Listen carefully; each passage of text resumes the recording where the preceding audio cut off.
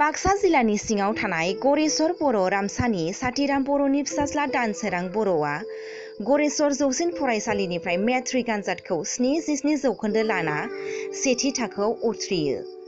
गांनै आयदा बिगियान आरो समाज बिगियान आयदायाव लेटार मोनो। जोबोर दुखुनांथाव, जेब्ला दानसोरां बर'आ 5 थाखो मोनो अब्ला बिमाया दानसोरां आरो फिसाय साथिराम बर'खौ गारना थाङो। अब्ला दानसोराङा जोबोर आलाय-सिलाय जानो गोनां जायो। बिमानि अननाय मोननो लुबैयो, नाथाय बिमाया खाथियाव गैयामोन। बिफाया हाजिरा खामला मावो, माब्लाबा बोथिसे मोनजायो, माब्लाबा बोथिसेबो मोनजायाब्लासिनो फरायसालियाव थांनो गोनां जादोंमोन। थेवब्लाबो गोसोखौ हमथाना दानसोराङा फरायलांबाय थायो आरो दिनै गोसो हमथानानै फरायनायनि फिथाइखौ मोनबाय। दायो सासे इन्जिनियार जानायनि सिमां नुदों, नाथाय सिमांखौ मोगथां महर होनो सोर अनसायगोन? दिनै SM निउसनि सिगाङाव फोरमायदों गावनि दुखुनि बाथ्रा। सोरनिबा मोजोमसे अननायनि बिगोमा नागिरदों। गावनि सिमांखौ मोगथां महर होनो गोब्राब नाजागोन होनना थांखि लादों जुदि सोरबा अनसायोब्ला।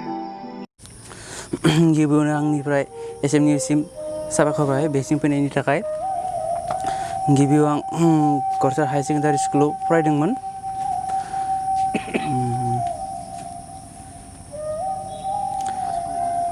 ओमफ्राय दा क्लास 8 आव फरायबाय थानाय समाव जोबोद जार्लायाव गोग्लैदोंमोन। मानो होनोबा न'खर फारसे दुखु मोनदोंमोन, न'खर फारसे रां रुफानि फारसे जोबोद जार्लायाव गोग्लैना दङमोन।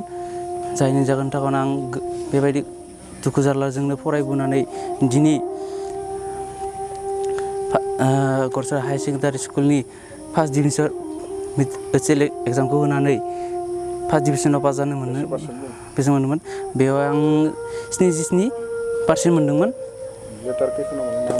आं लेटारखौ साइन्स आरो ससियेल साइन्सआव मोनदोंमोन। दा आङो साइन्स स्ट्रिमाव फरायनो सानदों।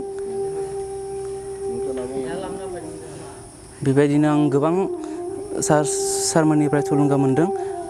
बे थुलुंगाखौ आंनि गोरबोजों आजावनानै बिसोरनि बुंनाय रावफोरखौ गोरबोआव लाखिनानै गोसोखांनानै आं बेबायदिनो फरायदों। बिसोरनि बुंलांनायफोरखौ बिथांमोना आंखौ बहुद थुलुंगा होदों आरो बिथांनिसिम आं रोजा रोजा साबायखर बावबाय। आंनि जिउनि थांखिया जाबाय इन्जिनियार। आं जोबोद गिदिर इन्जिनियार जानो सानदों। सोरबाफोर रायजो राजाफोरा आंखौ मदद होयोब्ला आं बेबायदि जिउनि थांखिखौ जाफुंहोनो सानदों। आङो जा गथ' सासेया क्लास 5निफ्राय खारजादों। दानसोरांनि आं बिफा नंगौ, आं खस्थ' खालामदों, हाजिरा मावदों। मावनाबाबो आं गथ'खौ फेदेरदों। दा बे तथापि बिसिनि बैयाखालागै आङो बेखौ फार्स्ट डिभिजन मेट्रिक पास खालामदों आं खस्थ' खालामनाबाबो। बे गथ'आ जोबोद आरो मोजां जाफिनदों। दे बिमा गैयि गथ' बिफा थाना मा जानो? बिफाया आजि दङ गाबोन गैया। इथि थाङो गरं दरं थायो। दा गथ'खौ सोर नायगोन? आंसो नायनांगोन। ओइ सिन्था खालामनानै आरो फैफिननो गोनां बायद' जायो आङो। बर'बो थांनो हाया जादों दा। बे रखम जादों गथ'आ जे इसिनि देरदो, इसिनि फरायदो जे फार्स्ट डिभिजनखौ लाखिदों, आं बिराद गोजोनदों। नङा होमबा? बे गामियाव बे खासे गथ'आ रेकर्ड लाखिबाय। लगन संख्रि जानाबाबो स्कुलाव थांदोंमोन। समायाव खामखौनो मोनजालाङामोन बियो। थ' बे स्कुलाव थाङोमोन, स्कुल गारामोन। बे गथ'आनो बे रखम जालांदों। दा गाहामनि बाथ्रा नोंसोरबो फैदो, आं गाहाम मोनदों। नङा होमबा? बेनो आंनिया बुंनाया दोनथ'बाय। दा खुलुमनाय थाबाय SM निउसनिसिम। बिथांखौ लोगो मोननानै आं गोजोननाय थाबाय गामिनि जानानै आरो जोंनि जिथु साथिरामनि फिसाला जोंनि बर'सा गामिनि हाई सेकेन्डारियाव फरायनाय दानसोरां बर'आ दिनै मोजां मेट्रिकआव मोजां पास खालामदो।